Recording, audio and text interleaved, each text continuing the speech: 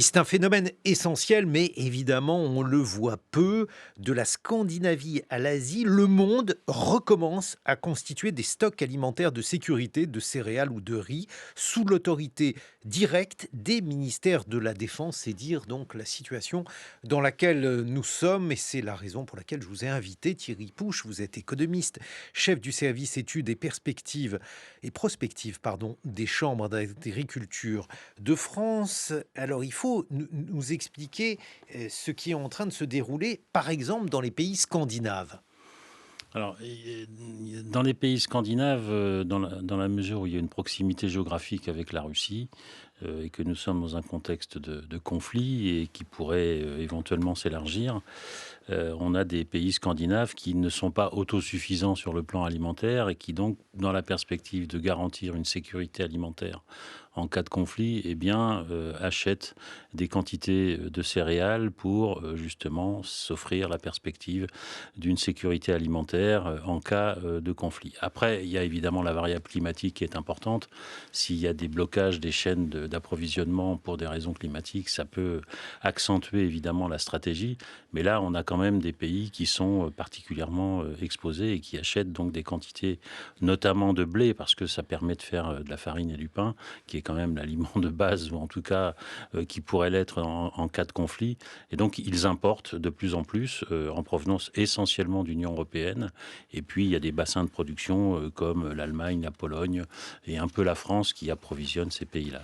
Est-ce que c'est un phénomène que l'on avait déjà connu dans le passé, Thierry Pouche? Alors, dans un passé récent, il y avait déjà eu un premier signe annonciateur au moment de la crise économique et financière de 2008-2012, puisque on avait assisté à une flambée des prix des matières premières agricoles et en particulier des céréales, ce qui avait conduit la Chine, par exemple, pour se protéger de toute hausse future encore beaucoup plus ample, et on l'a connu avec le début de la guerre en Ukraine. Eh bien, la Chine avait commencé à constituer des stocks stratégiques importants. On sait qu'aujourd'hui, elle détient à peu près 60% du stock mondial de maïs, elle détient à peu près 45% du stock mondial de blé, et elle continue à constituer des stocks sur le riz. Donc on voit bien que c'est à la fois pour des raisons d'approvisionnement alimentaire de la population, et c'est pas n'importe laquelle, évidemment, sachant que la Chine est difficilement autosuffisante, hein, c'est quand même... Ah ben, la Chine importe quel pourcentage de son alimentation? Moi, j'avais retenu le chiffre de 60%. Oui, c'est à peu près ça. Après, il faut regarder selon les filières, mais le déficit commercial agroalimentaire de la Chine est désormais aux alentours de 140-150 milliards de dollars. Alors évidemment, ça peut être important, mais c'est rien par rapport à l'excédent global qu'il dégage. Et on l'a vu en 2025 avec plus de 1000 milliards. Mais il n'en reste pas moins que c'est un pays puissant maintenant, mais qui dépend de l'extérieur pour son approvisionnement alimentaire. De quel pays, justement? Parce que il y a deux choses, c'est la dépendance et puis la dépendance vis-à-vis de qui? Alors, si on regarde le premier fournisseur de la Chine en produits agricoles et alimentaires, et en particulier en soja, qui est déterminant pour l'alimentation du bétail, c'est le Brésil.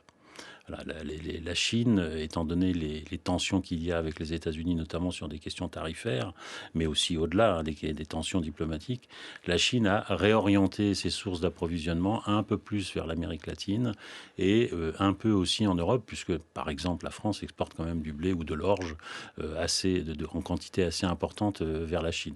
Donc la Chine importe beaucoup et elle stocke. Alors on peut considérer que ce sont des stocks qui sont destinés à répondre aux besoins de la population chinoise, mais j'ai l'impression quand même que la Chine se projette vers les années futures se constituant des stocks qui vont de toute façon connaître une certaine rotation, bien évidemment, mais pour se préparer à un éventuel conflit militaire dans les années à venir, au sujet notamment de Taïwan, évidemment, parce qu'elle serait très exposée aux ripostes de l'Occident en particulier.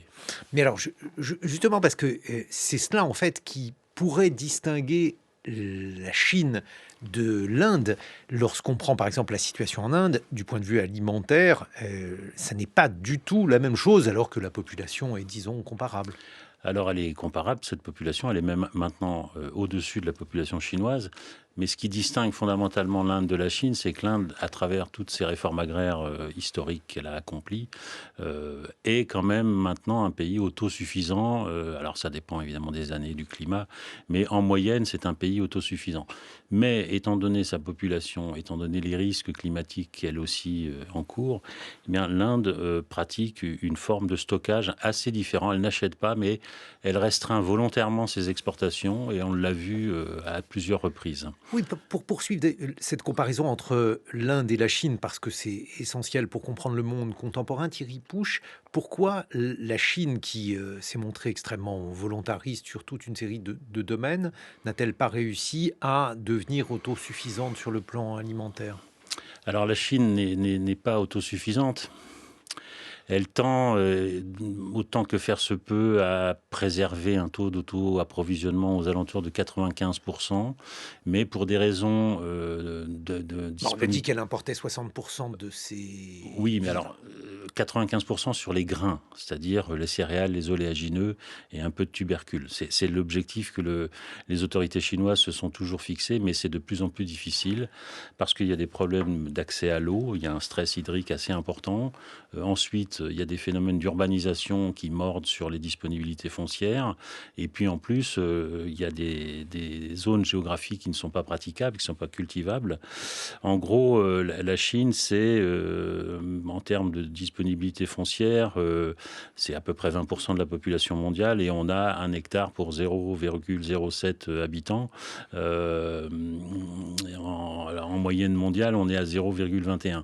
Donc vous voyez qu'elle est en difficulté et donc ce qui explique que depuis maintenant assez longtemps, elle importe beaucoup et elle est devenue le premier importateur mondial de produits agricoles et alimentaires. Bon, alors, on voit bien que l'une des conséquences de ces stocks et de ces déséquilibres, c'est le fait qu'un certain nombre de pays qui sont eux aussi extrêmement tributaires, je pense par exemple à l'Égypte, je crois l'Algérie, sont des pays qui sont très nettement Mhm. importateurs, l'Égypte pour le blé. Eh bien, donc ces pays-là doivent se retrouver dans des situations assez précaires. Alors, à travers votre question, on peut déjà dire que la constitution de stocks alimentaires est étroitement corrélée au fait que l'autosuffisance n'est pas atteinte. Donc voilà, on est obligé de se protéger en achetant des produits agricoles et alimentaires, et en particulier des céréales. Vous avez mentionné l'Égypte, qui est, avec l'Indonésie, le premier ou le second importateur mondial selon les années de blé tendre. Et effectivement, ce sont des pays qui sont tellement exposés qu'ils prennent de plein fouet les variations de prix et notamment, ça leur coûte très cher à l'importation lorsqu'il y a des flambées de prix. Au mois de mai 2022, au moment de la guerre en Ukraine, le prix de la tonne de blé tendre était à 430 euros la tonne. Donc vous voyez que ça a un coût absolument prohibitif pour un pays comme l'Égypte. Donc c'est quelque chose qui, quand les tensions géopolitiques s'accentuent, eh bien ça devient évidemment une priorité avec les coûts que ça représente. Si on revient aux pays scandinaves, il y a un investissement qui est prévu au budget 2026 de à peu près 52 millions d'euros parce qu'il faut moderniser les structures de stockage, les silos, il faut garantir le séchage, la ventilation, et repousser évidemment les risques de fermentation, les rongeurs, etc. Tout cela procède d'un investissement assez massif pour avoir des stocks, mais qui soient des stocks disponibles, accessibles et sécurisés. Bon, et parlez-nous de nous. Alors la France, Alors, la France, est-ce qu'il faut redouter quelque chose, sachant qu'on a quand même, on est généralement pas mauvais en céréales? alors on est même plus que bon, puisque nous sommes Je ne sais pas le dire. Je je ne vais pas faire de cocorico je avant pense que qu'il le faut quand coq. même le dire. Statistiquement, en tout cas, la France est la première puissance céréalière de l'Union européenne. C'est le cas en blé tendre, évidemment, en orge, en maïs. Alors c'est un peu moins le cas en blé dur, puisque c'est l'Italie qui est devant nous. Mais sur Et le on blé n'est tendre, pas très bon en soja. alors, on n'est pas très bon en soja, mais ça, c'est toute l'Union européenne. C'est la dépendance à la protéine végétale, c'est quelque chose d'assez généralisé dans l'Union européenne à 27, d'où l'enjeu de sécuriser évidemment les approvisionnements en soja. Avec les tensions qu'on a avec les États-Unis, ça devient difficile. Et le défi de l'intégration de l'Ukraine à l'Union européenne, puisque l'Ukraine produit de plus en plus de soja. Donc pour nous, ça pourrait être effectivement une façon de desserrer la contrainte. Mais on est quand même la première puissance en blé. On est à peu près aux alentours de 33-35 millions de tonnes par an en moyenne. Alors, il y a eu un décrochage en 2024 en raison de la pluviométrie excessive, mais on est capable d'avoir une autosuffisance très large, puisqu'on est autosuffisant à plus de 190%. Donc à 100%, c'est l'équilibre, c'est bien, on peut satisfaire les besoins intérieurs, et ensuite le surplus est soit exporté, soit stocké. Donc on peut contribuer effectivement à la stratégie de stockage d'un certain nombre de pays importateurs. Donc vous considérez que la France peut dormir sur ses deux oreilles, même si c'est l'heure de se réveiller, Thierry Pouche, du point de vue des stocks alimentaires? Oui, oui, on est autosuffisant dans un certain nombre de domaines. Alors après, évidemment, la question de la situation de l'agriculture française aujourd'hui interroge évidemment, mais On en a parlé hier voilà. dans les matins, mais ce qui est important, donc on est extrêmement fort du point de vue notamment de la culture du blé. Est-ce que la productivité du blé, je parle de productivité calorique par rapport à d'autres cultures, est-ce le bon choix? Parce que très souvent, notamment en Asie, le virage du blé pose des problèmes parce que le blé prend beaucoup de surface et cela se fait au détriment d'autres céréales peut-être plus nutritives. Oui, mais le blé reste quand même le grain de base pour nourrir les populations. On a évoqué l'Égypte tout à l'heure, donc tout le bassin méditerranéen consomme évidemment beaucoup de pain. Donc c'est quand même l'élément de base. Et en France, on est suffisamment doté en sol pour pouvoir cultiver du blé, du maïs, de l'orge, qui font ensuite l'objet de transformations, etc. Donc on est sur une productivité en termes de calories et une productivité à l'hectare qui est quand même très élevée. La France dégage à peu près 75 quintaux hectares, ce qui est quand même une performance absolument importante. Merci beaucoup Thierry Pouche. Je rappelle que vous êtes économiste et chef du service études et prospectives des chambres d'agriculture françaises.